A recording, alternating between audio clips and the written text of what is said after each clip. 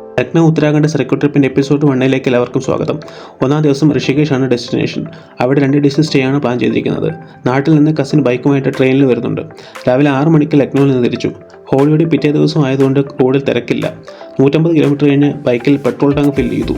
അപ്പം തന്നെ കയ്യിലുണ്ടായിരുന്ന സ്നാക്സ് കഴിച്ച് കുറച്ച് വിശപ്പടക്കി. പിന്നെ ഒറ്റ സ്ട്രെച്ചിൽ ബറേലി ക്രോസ് ചെയ്തു. ഒരു പഞ്ചാബി ഢാബയിൽ കയറി ബ്രേക്ക്ഫാസ്റ്റ് കഴിച്ചിറങ്ങിയപ്പോൾ സമയം 10 മണി. മൊറാദാബാദിൽ നിന്ന് റൈറ്റ് കട്ട് ചെയ്ത് ബിജ്നോർ റോഡിൽ കയറി. സിംഗിൾ ലൈൻ റോഡാണ്. 2.5 മണിക്കൂർ കഴിഞ്ഞ് നിർത്തി കുറച്ച് വെള്ളം കുടിച്ചു. അടുത്ത സ്ട്രെച്ചിൽ നജീമാബാദ് ബൈപ്പാസ് വഴി ഹരിദ്വാറാണ്. ഇടയ്ക്ക് റോഡ് പിന്നെയും സിംഗിൾ ലൈനായി.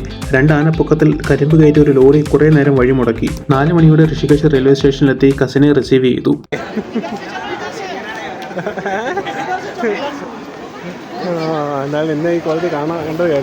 ഋഷികേശിൽ കുപ്പിയിൽ പെട്രോൾ കിട്ടില്ല. സോ എൻ്റെ വണ്ടിയിൽ നിന്ന് പെട്രോൾ ഊറ്റി. കുഴപ്പമില്ല, ഇതൊക്കെയാണ് നമ്മുടെ എക്സ്പീരിയൻസ്. എന്തായാലും നാട്ടിൽ നിന്ന് ഋഷികേശ് വരെ വന്നതല്ലേ. ഋഷികേശ് വരെ വന്നിട്ട് നിങ്ങളുടെ വണ്ടിയുടെ പെട്രോൾ ഞാൻ ഊറ്റേണ്ടി വന്നു. അതെ.